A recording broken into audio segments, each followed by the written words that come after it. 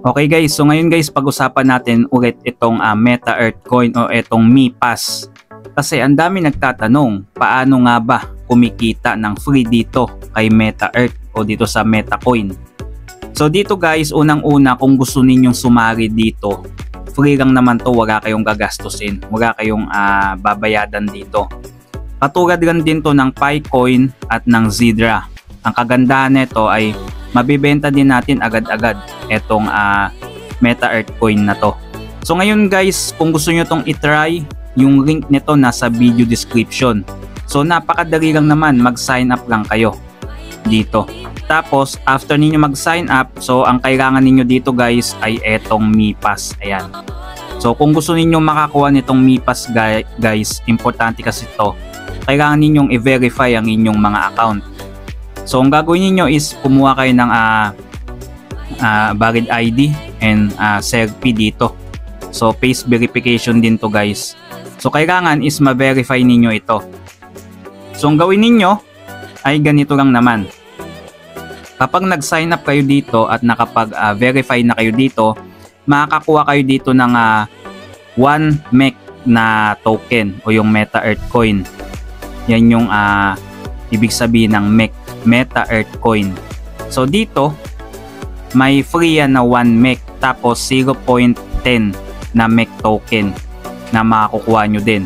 Pwede nyo siyang i-transfer kung gusto niyo, pwede nyo din siyang ibenta, kaya lang mababa pa lang yung value ng 0.10. So ang isang MEC token dito guys is nasa $5.55 o USDT. So around na mga 300 pesos yata na yon, mahigit. Kung di ako nagkakamali. So ang gawin ninyo is etong MEC ay naka-stake yan guys. Ayan. So makikita ninyo yan dito, naka-stake yung free na 1 MEC. Hindi ninyo mawi-withdraw yun guys. Ang gagawin ninyo, yung tubo ang inyong i-claim every day or every may profit. Halimbawa, ito, ayan. So makikita ninyo dito guys. So ayan. So kita ninyo ito guys, ito yung aking rewards galing sa staking. Yung 1 MEC ninyo, tutubo yan ng MEC token din. So yan yung ang inyong i-claim. So kapag mahaba pa yung 0 ay medyo konti pa yan. So at least kahit mga 0.01 MEC pwede nyo nang i-claim yan. Yan. Tapos dito is meron din ako naka-stake din dito. Ni-stake ko yung mga naki-claim ko o yung mga tubo, ini-stake ko din siya hanggang sa lumaki yung aking profit dito. Ayan. So take note guys, wag ninyong i-stake ng yung may months kasi kailangan ninyo matapos yan. Ito sa akin kasi in-stake ko matagal yung months nito. Ayan, so makikita nyo 83 days pa bago ko siya ma-unlock lahat. Yung iba 162 days. So mari natin after ng days na yan is mag $100 yung MEC, edi pagdo-pagdo, di ba? So ang gawin niyo guys is kung mag-i-stake kayo, kung ayaw ninyong ibenta kagad ang MEC ninyo at kung gusto ninyong dumami yan, dito kayo sa flexible term. Huwag kayo dito sa fixed term kasi dyan ako nag-stake, mataas kasi ang dyan eh. So dito ako sa flexible. Ang pinagkaiba nitong flexible, pwede niyo siyang kunin agad-agad kung gusto niyo siyang ibenta. Kapag sa fixed naman kasi, hindi niyo siya mabebenta kagad kapag gusto na ninyong kunin. Kasi nga, naka-fix siya. Hintayin niyo matapos kung ilang days yun. Etong flexible dito, anytime pwede niyo siyang i-unstake. So kung mag-i-stake kayo, ganyan na lang, 0.1 lang idadagdag ninyo. So yung 1 MEC ninyo, madadagdagan yun kasi may staking kayo. Yan, confirm lang ninyo guys. So wag nyo lang sagadin ubusin yung inyong available balance guys kasi may gaspi kasi kapag nag-stake tayo, kapag nagde-daily check-in, yan. So ganun yun.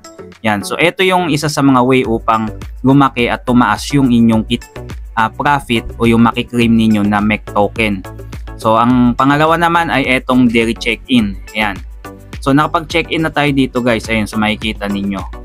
So maximum ninyo dito guys na ma-earn ay 0.003 na MEC token basta walang parya ang inyong daily check-in. Kapag pumarya kayo dyan, pwede naman siyang i-recheck-in nyo ulit.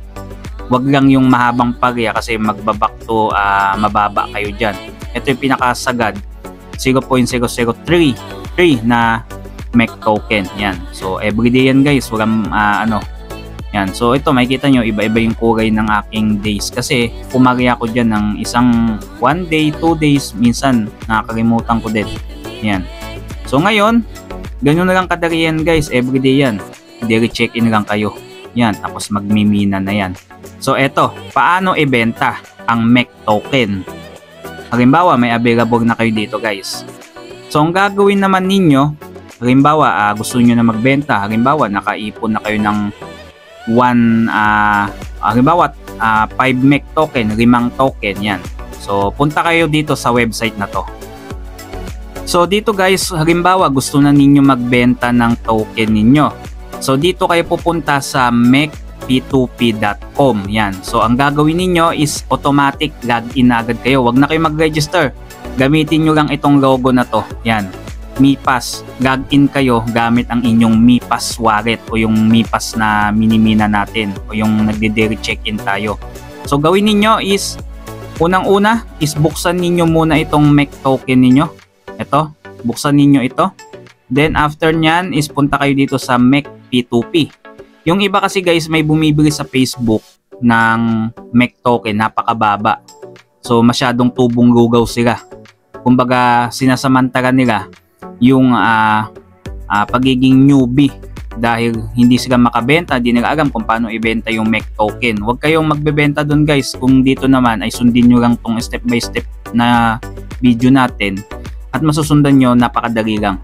So punta kayo dito sa MEC P2P. Huwag kayong mag-alala guys dahil ilalagay ko yung link nitong MEC P2P sa video description. Kasama na din ang link ng ating Meta Earth Coin o yung ating MiPass kung gusto ninyong mag-join. Basta i-verify nyo lang yun guys, then automatic pwede na kayo makapag-check-in, direct claim yan. So ngayon balik na tayo dito.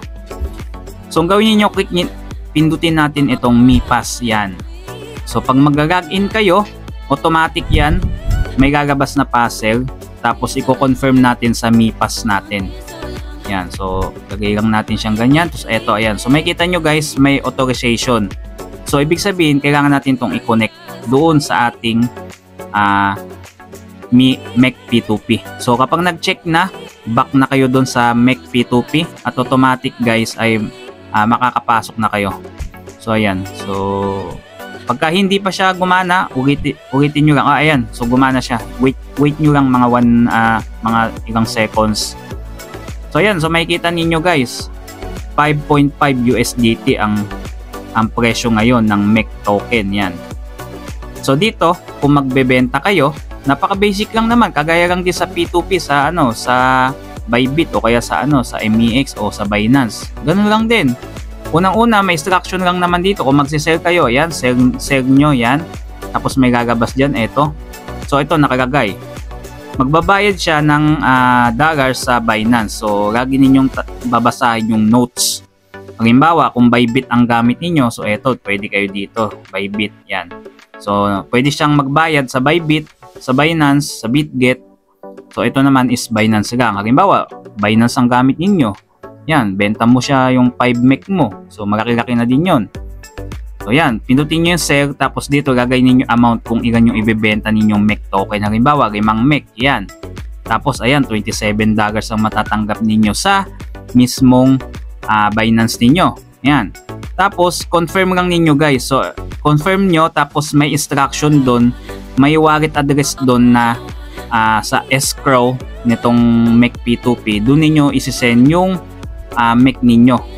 Basahin nyo yung instruction, kung ilang MEC ang dapat ninyong isend, huwag ninyong kukulangan. Kaya eksakto. Then automatic mapaprocess na yan dito. Kapag pumunta kayo dito sa inyong MEC o MiPass, click nyo tong send, yung instruction doon, paste niyo dito yung wallet address na nakalagay doon sa instruction, tapos yung amount, tapos yung memo, wag nyo nang lagyan yan kasi wala namang memo. Tapos next nyo lang din, kapag nag-successful na yan, automatic na yan, mag-check yan dito sa inyong account kapag magbebenta kayo. Then hintayin nyo naman magbayad si buyer ng USDT sa inyong Binance. Kapag nakapagbayad na siya, yun, automatic, pwede nyo na siyang ibigay or i-release dito So may instruction naman yan guys, so i-cancel ko na to. So ganun lang kadali kung paano magbenta at kumita dito na free dito kay Mek. Kung wala ka pa nito, yung link nito guys nasa video description. Sarihan nyo na habang maganda pa yung bagyo niya ngayon. So yun lang, thanks for watching, have a nice day. 1, 2